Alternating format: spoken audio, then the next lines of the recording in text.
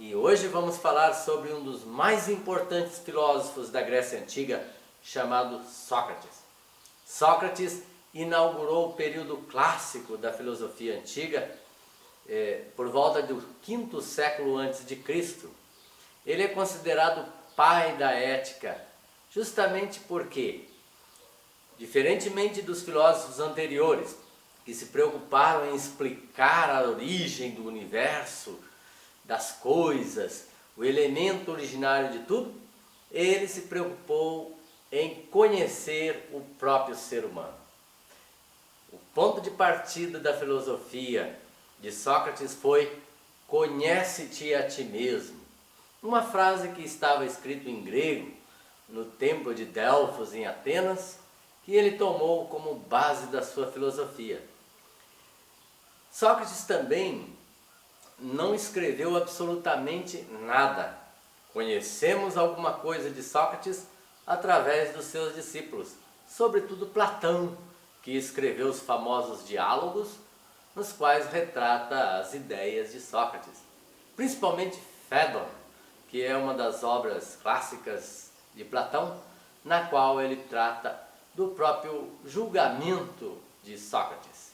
Não sei se você sabe, mas Sócrates incomodou tanto a sociedade ateniense e a democracia em Atenas, de forma que ele foi julgado por um tribunal de 501 juízes escolhidos dentro da cidade ateniense, dos cidadãos atenienses, e que acabou sendo condenado à morte. Sabe de que ele morreu?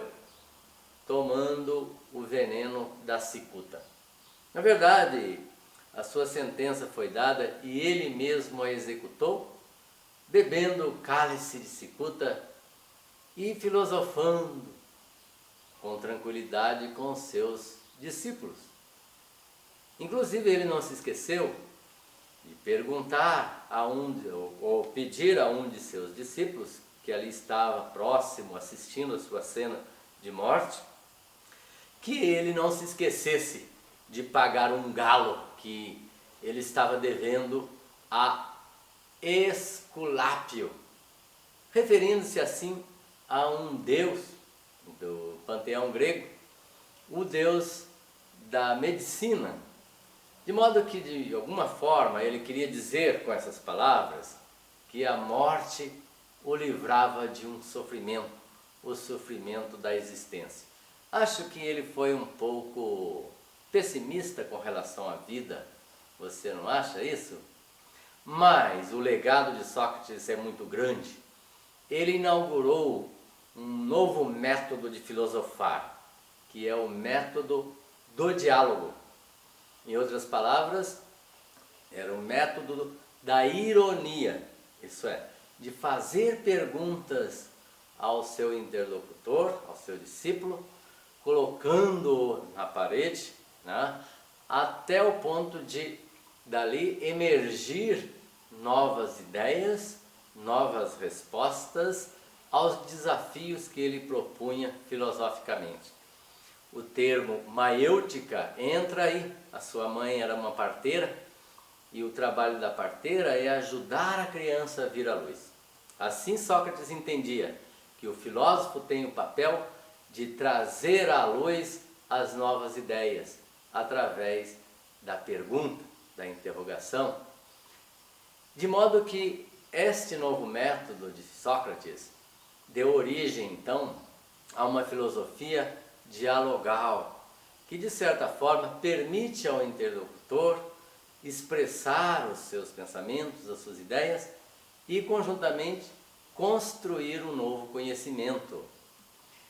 É preciso aqui ressaltar, para o campo da pedagogia, vocês que são educadores ou professores, que Sócrates também trouxe para a educação um importantíssimo legado, que é: o bom educador não é aquele que traz respostas prontas aos seus alunos, mas aquele que incomoda, no bom sentido, e desafia os seus alunos a, por eles mesmos, parirem, de alguma forma, novas ideias, criarem a realidade criar novos conhecimentos, construir a cultura. Sócrates foi um grande pensador e deixa para nós uma mensagem importante no final de toda a sua filosofia, que é a famosa frase, não é? Além daquela conhece-te a ti mesmo, eu só sei que nada sei. De outra forma, podemos dizer que todo o nosso conhecimento é palha, é pouca coisa diante da imensidão e da infinitude daquilo que se põe à nossa frente para ser conhecido. Jamais atingiremos a plenitude do conhecimento. E esta humildade do cientista, do filósofo, do pensador, também foi um grande legado, um ensinamento de Sócrates, e que até hoje ainda vale, porque com todo o conhecimento da ciência moderna, certamente pouquíssimo sabemos sobre o universo, sobre nós mesmos, sobre as coisas.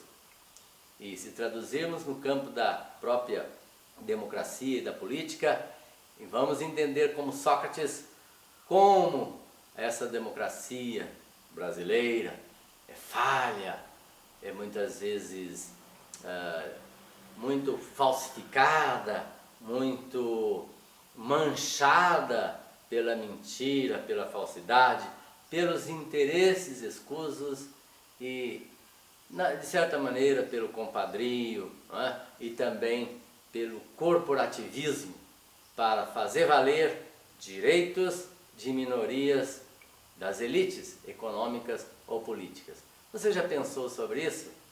Então imagine quanta riqueza traz Sócrates para a pedagogia, para discutirmos aquilo que é fundamental, o próprio ser humano em si, enquanto indivíduo e enquanto um ser social e cultural. Um grande abraço, me aguarde para o próximo, quando falaremos um pouco sobre Platão, um grande discípulo de Sócrates.